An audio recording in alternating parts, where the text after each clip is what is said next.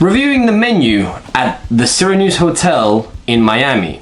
The Sirenuse is a 5-star hotel bar. Their menu is called Amore Eterno, which translates to eternal love. The cool thing about this menu, from what I read in press release, is that they actually traveled to Italy, in a specific area of Italy, and everything in their menu is based on people they met, things they saw, and stuff like that. Gotta love those hotel budgets. Mwah! Recently, the hotel won a whole bunch of awards. Valentino, the head bartender, won Bombay Sapphire's most imaginative bartender, so the pressure is on. Anyway, let's start off with first impressions. It's a linen sort of cover, embossed. 2 pictures of mermaids. Sure. First page, let's open with a quote. Next page, we've got a little contents page, a whole bunch of stuff. Okay, all the cocktails are in Italian, which says nothing to me. Amalfi Coast. Okay, so this is all about the Amalfi Coast. Cool. Salvatore Calabrese, it's all for you. The menu's inspired by people they met on their travels in the Amalfi Coast. So every spread has one cocktail and the person who inspired them. In this case, we've got a pasta maker, and apparently pasta makers in Amalfi Coast drink absolute Elix and Pernod. How Italian. I'm being a dick. Whatever works, right? Tropical and al dente. I like that. Al dente, a little nod to pasta. Tropical, there's tropical sherbet. So I guess, you know, cute idea. $25 for a drink. That's not including taxes, or 20% is how much you should be tipping. Whew. All right. Won't be going back there anytime soon. It's coronavirus, joke. No one's going anywhere anytime soon. So the concept's simple. They meet a person, they highlight them as a artisan, they make a drink inspired by meeting them, and they give a lot of props back to the person. So one drink is like 2 pages, 4 pages. Contadini volanti. There you go. Sounds foreign. Sounds $25 expensive. Artistic, creative, and surprising. Don't know what the fuck that means. Well, I thought $25 was expensive. 185 bucks a drink. Well, I guess that's it. I'm actually pleasantly surprised. I normally find hotel bar menus incredibly dull. Let's move on to the practical section. The menu's pretty heavy. It's at 223 grams and over 40 pages long. It features 8 signature cocktails plus 4 champagne cocktails as additionals. The price for most of the signature drinks is $25, excluding tax, excluding service charge, and one drink is 185 bucks. The champagne cocktails range between 30 to like 60 bucks. You know, Miami. Welcome to Miami. Thank you, Will Smith. The layout is pretty simple. It's a 2-page spread. You've got a picture and a little explanation of the inspiration for the drink. Then you've got the ingredients, the price, an illustration of what the glass looks like, and a small little descriptor. So super clear and super good. The size of the menu is actually very unconventional. Instead of sticking to the usual A5, A4 format, this is officially known as a government letter size. I had to Google that shit because I don't know what the fuck you call this. So, pros. Number 1, it's the layout. I've previously said that a name, ingredients, price, and descriptor clearly shown is awesome. What I like about the Sirenuse menu, and it's something to take note, is how they've taken a layout which is almost a must-have nowadays in the industry, but they've done their own spin on it. Pro number 2. Now this might be a visual pro as well, but it's also a practical pro.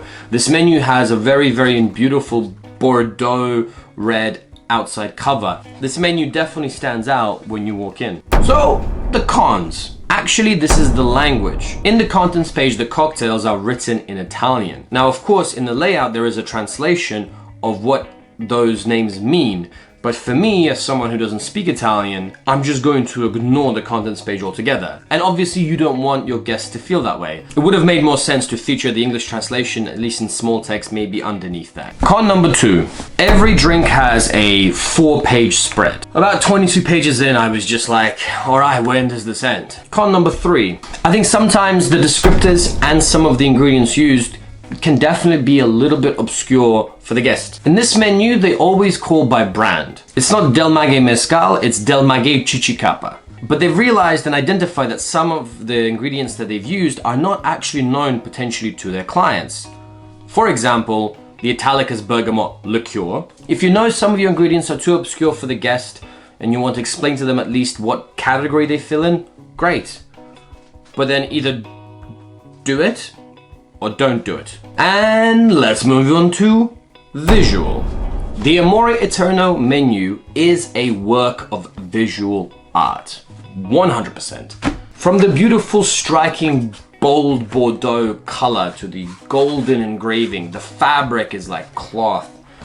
The professional photography that really captures emotion throughout the menu, as well as the really cool use of illustrations, both to highlight the venue as well as make them useful for the drinks. Let's dive straight into the pros. Number one is the excellent use of the logo. You're presented with a logo at the front cover. Two mermaids holding up this hotel. They've used the logo every single time they have their layout for the drinks. Then the sirens or the mermaids, whatever the fuck you want to call it, are holding up the vessel in which the drink is served. Very intelligent, very cool. Pro number two, you can tell it's professional photography.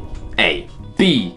It gives you a sense that they've actually gone out and done research towards this menu, which justifies almost the price of being in this 5-star, 4 seasons fucking amazing hotel. Pro number three, the format and the lettering. You've got two major color schemes, gold and black. They've used the right font to draw your eyes to major titles and talking points, and then they've used a black font and italic writing to draw your eyes to the descriptors. And now on to the cons. And this is the first time I've reviewed something where I can't actually find a con in something. Let me explain. When I judge a practical or a visual or a conceptual side of a menu, I look at what's presented and judge it against my experience. I can't find anything wrong at all with the visuals provided. The photography is on point. The illustrations are great. The fonts are awesome. I can't find anything wrong with any of it. And I have tried. So I'm gonna skip the visual and move on to conceptual. So a little bit about the concept before we move on. The location of the hotel is inside the Surf Club. It was built in the 1930s during the American Great Depression by this massive Great Gatsby style tycoon with shitloads of money. The place is huge, huge ceilings, lots of scenery, very old school architecture. It's just gorgeous. But when you have something with so much history and this particular design, there's a lot of pressure to create something that matches that. So, pros. The Amore Eterno menu definitively matches the style of this venue. Number two, this menu is luxury, which is exactly what the hotel is.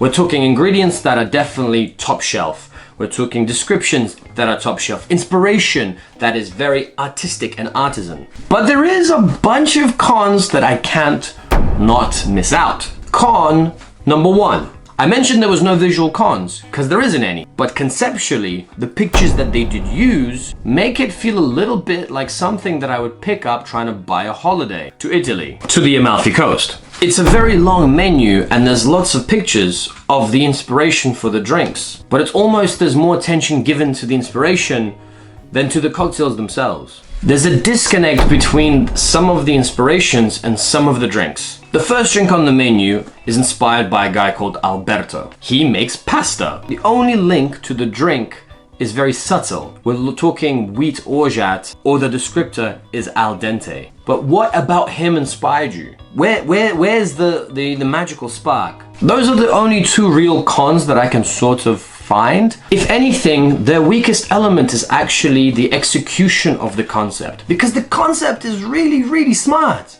They've gone to Italy, they've researched, they've done the photography.